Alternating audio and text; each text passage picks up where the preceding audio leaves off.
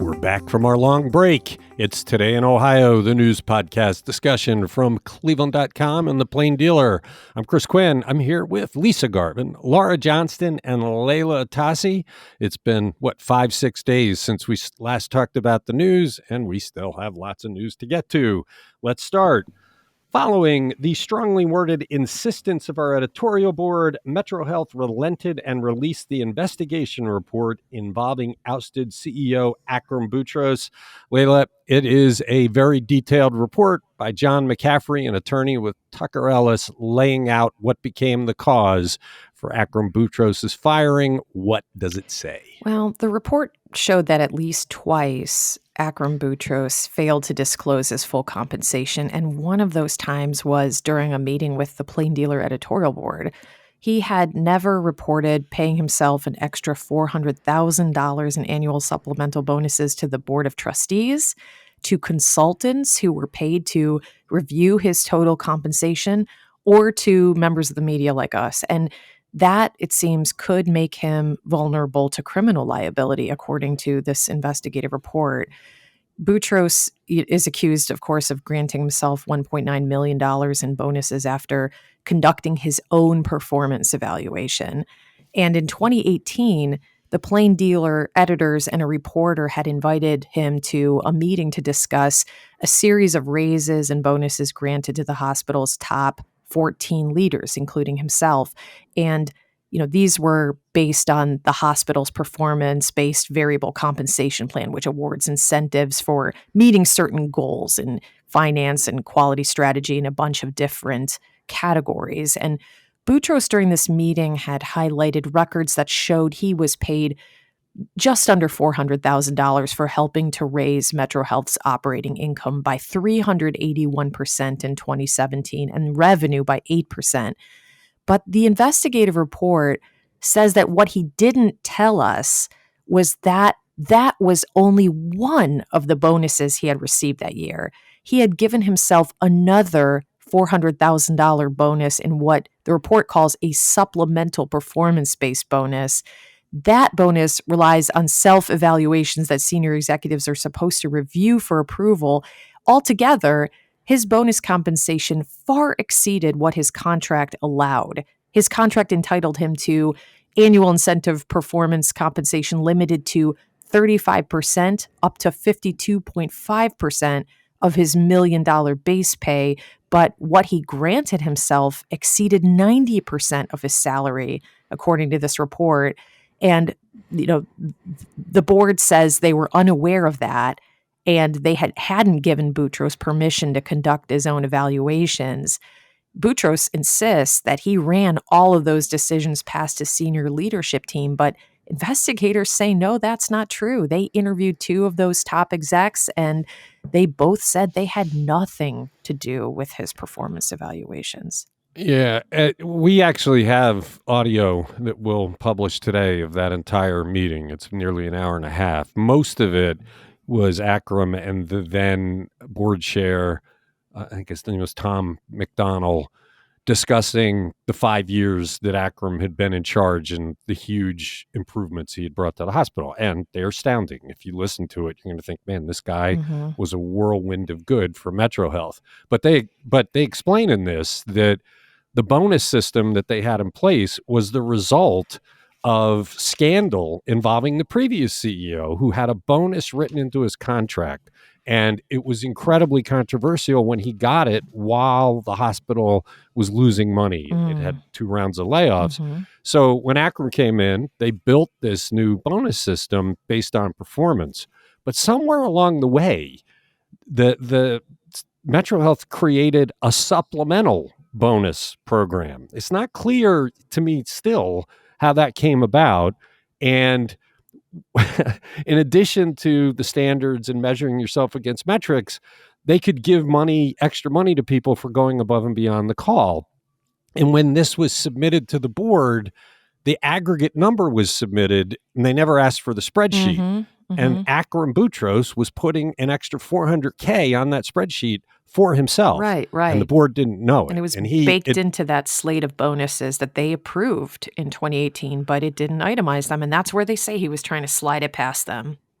Well, and Hmm. he acknowledged to McCaffrey they were not aware of it, and but the answer is, well, they didn't ask. But come on, think. Okay, you might have a technicality, right? Okay, they approved it, but we all have bosses, and I don't think any of us would unilaterally take huge amounts of money out of our employers and not let our boss know. Well, and our bosses would know because most places have much better accounting systems than evidently Well, MetroHealth did. so even if you gave him that benefit of the doubt and say, okay, well, it was somewhere in that spreadsheet that the board didn't ask for, why did he conceal it from the plain dealer when the plain dealer asked about it in 2018? He Well, says he didn't. He says he's not responsible for responding to public records requests, and he says he's pretty sure the reporter requested only a certain kind of bonus and not the yeah. supplemental kind. But I'm here to say that's not how we make requests. We cast our nets as widely as we can. If our aim is to find out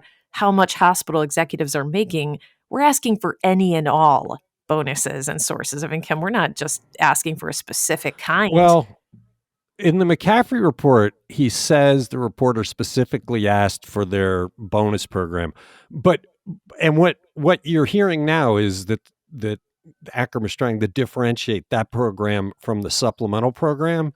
But when you read all the documents, the supplemental is part and parcel to the program that the plain dealer reporter asked about. Mhm. So this is shady. And there, look, you're going to hear a moment when people listen to this audio. It's look, 95% of it isn't about the bonuses, but the part that is, McDonald is talking about how they hired two salary consultants. This Right. is in the McCaffrey report too. One was hired by Boutros and his staff. The other was hired by the board to verify the one that Boutros and his staff hired. Well, these consultants determined, based on the growth of MetroHealth, that Akram Boutros was paid not enough. And McDonald talks about, and Akram talks about, how they gave him a big pay raise to meet that. Well, in the background, I mean, weeks before this meeting with our editorial board, he had gotten that extra $400,000. Nobody knew. The McCaffrey report makes clear the salary consultants that were suggesting what the compensation should be were unaware of that second Mhm. bonus. If they knew he was getting an extra 400K, they likely would have had different recommendations. So it's a very uncomfortable moment as you listen to this, knowing what you know now. Yeah. And McDonald is making this case for Akram Boutros to get this raise. It's uncomfortable, and Mhm. there's this is not the way this is supposed to go down. And look, I at some point I expect people aren't going to talk. Like I don't believe we'll try and reach McDonald to find out what he thinks about this because he stopped being board chair shortly after that. But they're all going to stop talking because, as the McCaffrey report makes clear, this could very likely become a criminal case. I Right, mean, right. there is, he discusses theft in office and other things. And if it's theft, this is almost twice as much as Frank Russo stole. I mean, he got 1 million out of that whole county corruption case. This is 1.9. So it's a staggering sum of Yeah, I money. mean, in the meantime, though, Boutros has really come out swinging here. I mean, he's accusing the board of retaliation because he called them out for violating sunshine laws when they were discussing his, who would replace him as CEO. I mean, it's kind. I was amazed to see him, speak out in this way, and I don't know if that's just hubris or if he does really believe he's got a case. The timing of when he made that complaint, I'm still confused about because after they started this investigation in mid-October, that's when they hired McCaffrey. By Halloween, McCaffrey had collected enough information, talked to the CEO, where the hospital system demanded that $1.9 million back. And he provided it, claiming that, hey, this is mine, but I'm going to give it back because I don't want this to get bigger. Sometime after that, he reported to, I think it was after that, after they made the demand, after he knew he was under investigation, he reported to the ethics commission both his case that this had gone on and his sunshine violation. Mhm. I don't I from what I can see, he didn't report the sunshine violation to the ethics commission beforehand. So how is it retaliation then? Mhm. Good point. The timing needs to be cleared up. Maybe he did. Maybe he reported it earlier, and we just don't have the timeline correct. Look, we can't talk about this without talking about the incredible failure of this board. Right. If you're getting asked to provide $7 million in extra bonuses and you don't ask for that spreadsheet, you're just not doing What's your job. The point of a board if you're not doing that kind of due diligence? Yeah, you have to. And look, there's a chief financial officer too who should have been going to the CEO saying, hey, where is this $400,000 figure coming from? What's that based on? There should have been some check and balance. Did the CFO look the other way? I mean, how does this happen? I know in our organization, this could never happen. It just would never happen. When we're talking about raises and bonuses each year, there must be 10 sets of eyeballs that goes over all of it. It a bunch of different steps. I don't see how this can happen in a responsible organization, but I think it gets back to what you said, Layla. They just trusted him implicitly. Continuing story, and we will put up the audio of that meeting later today. It's Today in Ohio. The incoming Ohio House Speaker actually voted against ousting former House Speaker Larry Householder, which should be distressing to anyone who cares about integrity in politicians. What else do we know about this relatively young politician, Laura? I'm glad you think he's young because he's 36. And, he is a hardworking, very ambitious, ultra-conservative lawmaker. His name is Derek Marin. He's so conservative that I love this line from Jerry Peltzer's story last week that he wrote one of the first signs that he won in this caucus, which is behind closed doors, is when the president of the Center for Christian Virtue ran out in the hallway shouting for joy. So, yeah, very conservative. He's from the Toledo area.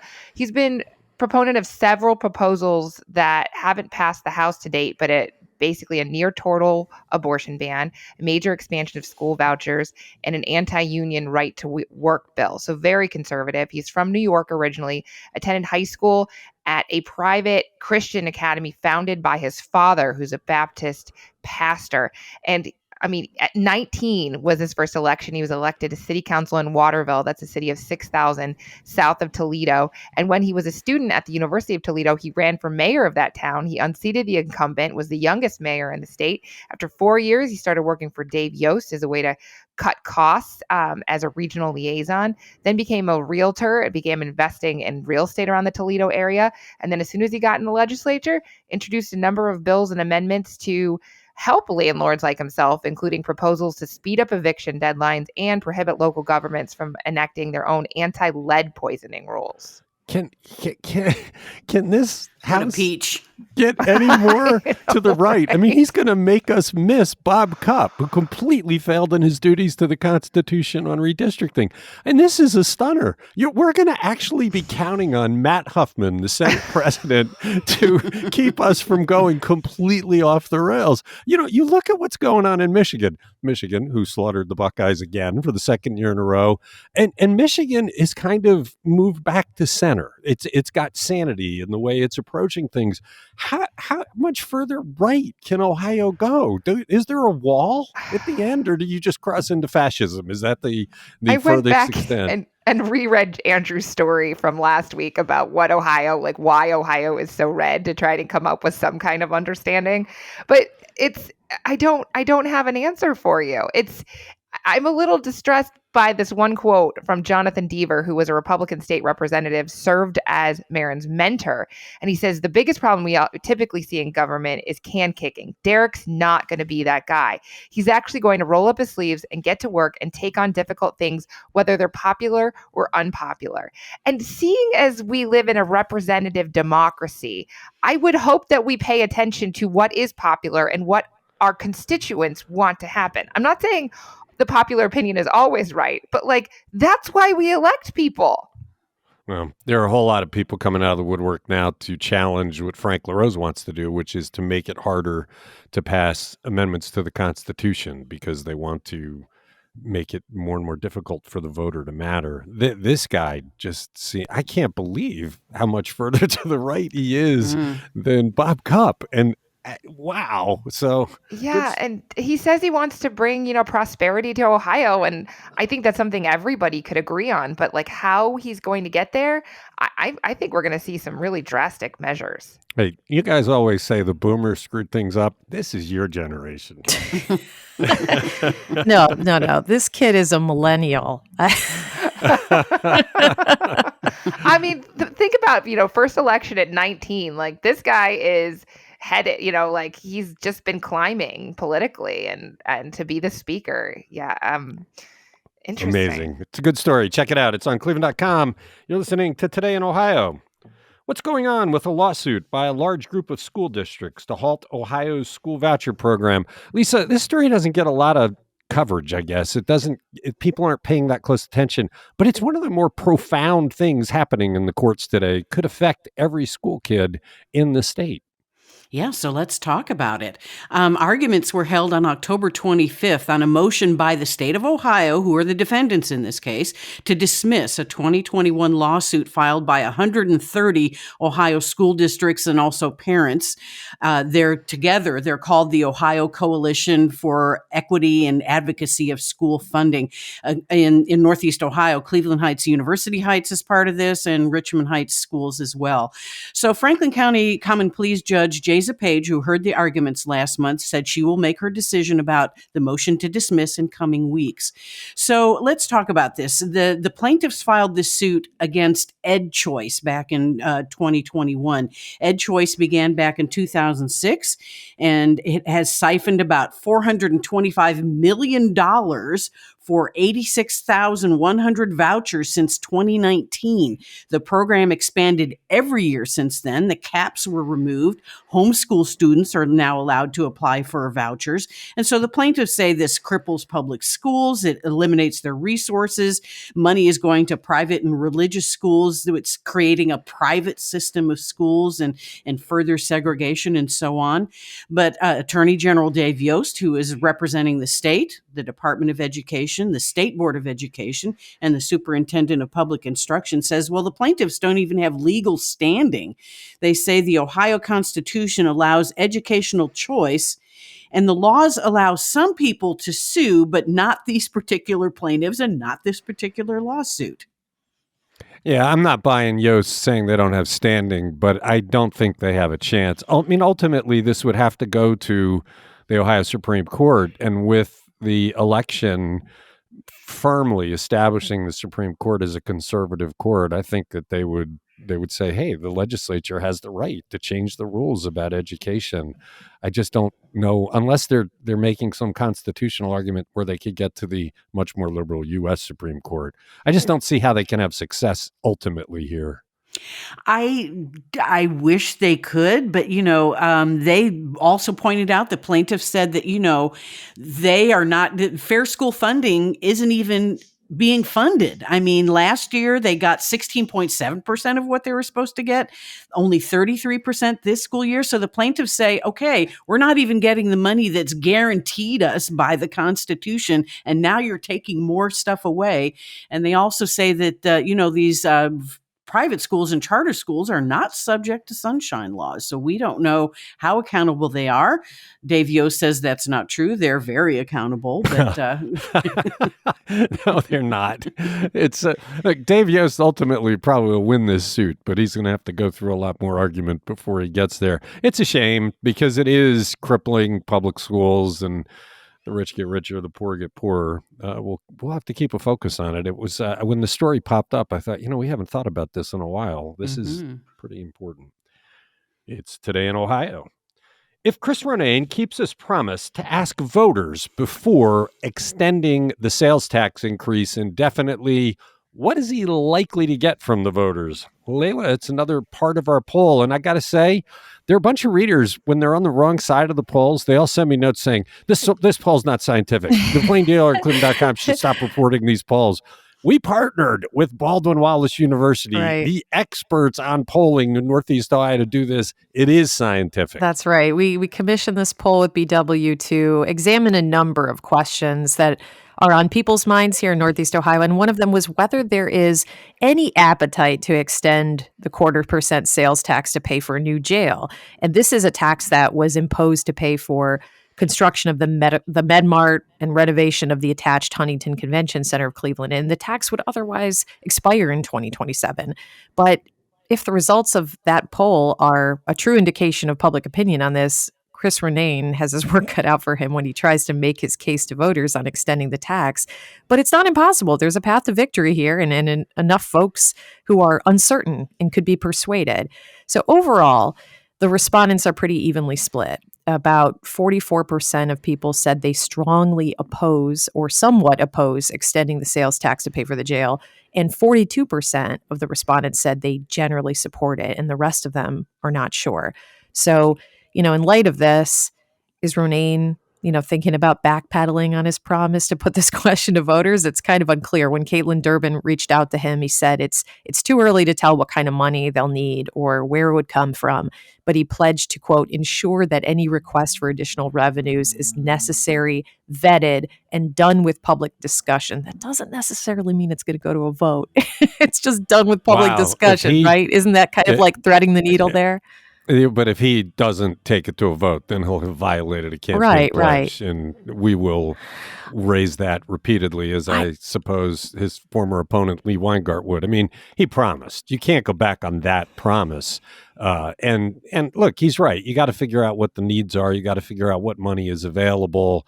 There have been a lot of shenanigans the last years with the county budget. So he has to figure it out. But before you raise the tax, you specifically promised. That's true. How do you not live up to that? I think it's important to note with the results of the poll that this survey was not limited to just county residents who would vote on the issue. We surveyed our entire readership area. So that certainly could have skewed the results in terms of what it means for a tax actually passing by voters. If the county votes along party lines, we might assume it's more likely to pass because Cuyahoga County is so highly Democratic, and that's how it falls. But so there is something to be said for the idea that we've cast the net pretty wide in this poll, and the results aren't necessarily germane to the question of how people would vote in the county. Okay, it's Today in Ohio. How did our brick and mortar shopping malls do during the opening weekend of holiday shopping? Laura, we had a couple of stories about this by Megan Sims over the past week, what they were doing to try and remain competitive with online, and then how they appeared to do. It was better than I would have thought. Yeah, absolutely. They were pretty optimistic about this, and people went shopping over the weekend. Before you ask, no, I did not go to a mall, which is actually surprising. But shopping on Black Friday is part of people's family holiday weekend tradition. No more, though, thank goodness, do we not have those 5 p.m. Thanksgiving hours that people rush out of their dinner and like line up to get the latest technology or whatever. They spread the sales out over probably most of November and into December. But they want people to come and have a good time. So it's not just shopping. They've added all sorts of things to attract people. Kickboxing, selfie spots, pottery painting, lots of restaurants, even acting classes, which I thought was really neat. So they get them in the store also for people who want to try things on, feel the fabric, and don't want to wait, like they don't even want to wait 24 hours for shipping. They want to go and be able to take it home with them. Now, those people are going to stores, and so they're doing pretty well. Yeah, it was a surprise that not most of our kind of Black Friday reporting. It's not uplifting for the stores, but it sounds like people want to get out and have some holiday spirit. It kind of gets back to that column you wrote about embracing the stuff that gives people comfort. I mean, there's holiday decorations everywhere already. And it fits with your theme. Yeah, I think people like to be, they have family from town. They want something to do with them, and this is something you can do as a family. And and now that they've added, malls are entertainment, right? They're not just to go run in and pick something up, but they're to have a couple of hours of fun, I guess. I guess. It's Today in Ohio. Do the folks at Cleveland Hopkins International Airport believe they will successfully persuade airlines to pay for a $2 billion expansion and revitalization of the airport? Lisa, I've continuously found this impossible to believe that the airlines are going to provide $2 billion to Cleveland, but I guess they might. Well, I don't know if it's going to be the entire cost of the Hopkins airport upgrades, but they're certainly looking at carriers that work out of Hopkins to take on at least some of the cost. Acting Airport Director Dennis Kramer says they're in discussions on a new master lease for the airlines that use Hopkins. And this master lease decides what carriers pay to operate at Hopkins, including landing fees, ticket counter rentals, and so forth. Kramer says increases are not a foregone conclusion. They may not have to increase these fees. The negotiations will continue through much of next year, though, so we won't really hear anything for about another year. Talking to some of the airlines, United, the biggest one at Hopkins, has no comment so far. They've deferred to the airport for any details. Southwest Airlines is saying they're looking forward to an agreement that keeps costs low and maintains a good customer experience. So at Hopkins, landing fees per 1,000 pounds of landed weight is $1.25. That's down from $6.05 back in 2019. But that was, the decrease is mostly due to COVID money and pension fund reimbursement, a one-time overcharge reimbursement. But they're looking at other funding sources. They increased parking fees, renting out airport land like they're doing for Sherwin-Williams with their hangar. They're seeking more federal money from the Infrastructure Act, and they're also paying down their existing debt. The debt right now is $560 million. It's down from $782 million back in 2016. So, yeah, and phase one is $800 million. And we can talk about that more. But yeah, so the airlines are being very non-committal right now. So we'll have to see how negotiations go. Yeah, I think airlines are all about cost. And if suddenly it's going to be more expensive to fly into Cleveland, maybe they'll fly into Akron or Detroit or Pittsburgh. It's a very competitive environment. I've wondered from the start how this would get paid for. I'm still not confident they have the best path. There's always been talk. Why don't we regionalize the airport, build it on a much bigger regional control, a regional authority that might have some funding methods that the city does not have by itself. Let's face it, it serves all of northern Ohio. Everybody flies out of Hopkins. Yes, it does. But I think when we lost United we used to be a hub for, United, and we're not a hub for any major airline right now. So that's kind of put us in a difficult spot. But they're already working on what they call enabling projects for this upgrade. They're, working on the sewer system right now. They're repairing the parking garage, and they're also repairing Hotel Road, which encircles the airport. So they're getting ready for this, whatever comes. Okay. It's Today in Ohio. Got time for one more. Let's do the one that is appropriate for the weekend that just passed. We published a story about turkeys for the Thanksgiving weekend, the wild ones that have been popping up in the suburbs. Laura, why are they suddenly ubiquitous in our neighborhoods? Because like deer, they have plenty of food in the suburbs and no real predators. So our backyards are very cozy for turkeys, with a rich supply of bugs, seeds, and fruit to sustain them. And the Ohio Department of Natural Resources says if they're not harassed by people and dogs, they're probably going to stick around. So I actually have seen a wild turkey meandering through my backyard this fall. And no, I did not get out anything to shoot him. Yeah, they're everywhere. I mean, you see them actually out at our office on Tiedemann Road. Yeah, I've seen them out there. Mm-hmm. The family of them out there with the deer. And I didn't realize that they were basically driven out of Ohio more than a century ago, and they were reintroduced in the 1950s. So they're throughout the state, mostly in the southern and eastern part of the state, with their more of forest habitat that the birds prefer. But it does make sense, right? That they can get anything they want to eat. They can hang out in our yards and nobody's going to bother them. Probably see a lot more turkeys in the future. Just like those damn deer. I keep waiting for the bobcats and the ferocious animals to follow. Grief. And since we're talking about critters among us, I have to mention the skunk at the football stadium. Hayden Grove, our social media guy, heard that there was a skunk there, raced out of the press box, filmed the thing, wandering all over the stadium. It's hilarious. And I got to tell you, chasing a skunk is a special level of bravery in my mind.